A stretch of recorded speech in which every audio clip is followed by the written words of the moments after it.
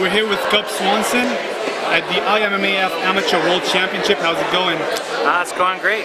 Just, came out here to see all these amateurs, and, it makes me excited because this is like when you're falling in love with the sport, seeing all these people just all having a dream. Well, how do you see this federation might affect MMA in general and amateur MMA in specific? Well, to me, they're doing a great job of pulling people from different countries, and to me that's awesome because obviously in the U.S. there's gyms everywhere, and it's not hard for them to stumble upon a gym or to fall in love with the sport.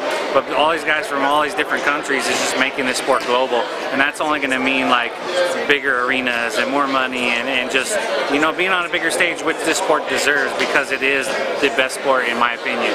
So it's pretty awesome to see. So how do you think professional fighters can play a role in the growth of amateur MMA? Because the professionals need to come to things like this and see the amateurs and give them like something to reach for. It's like meeting these guys.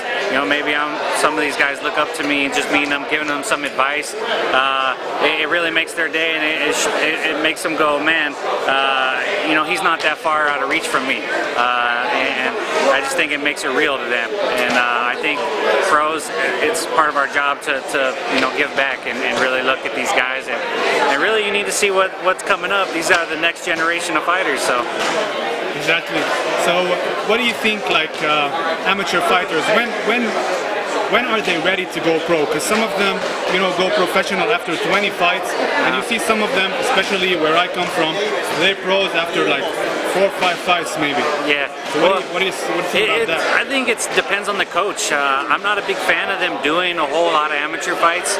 I think you do no more than 10 in my opinion, just because there's no point in you taking that kind of beating.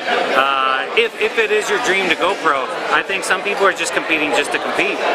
But if it's your goal to go pro, I don't see the need on taking a toll on your body without getting paid. So I think it's just about getting used to the rules, it's getting used to being in the cage, getting used to talking to your corner while fighting, and just once you get over that, then go pro. So I think it's each coach's responsibility to instill that in them. Alright, so we're in fight week right now, and one of the biggest fights happening this week.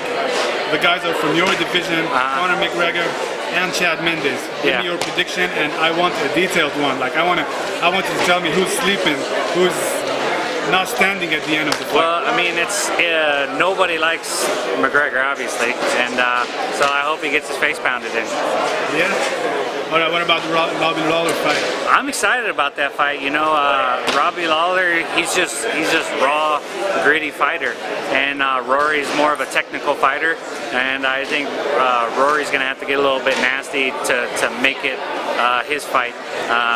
So I think he has the capabilities of winning, but he's going to have to get mean in there to be able to stay in there with Robbie. But I've been a fan of Robbie's for a real long time. All right. Thank you very much, Cub. All right, thank you. Stay tuned on ArabsMMA.com.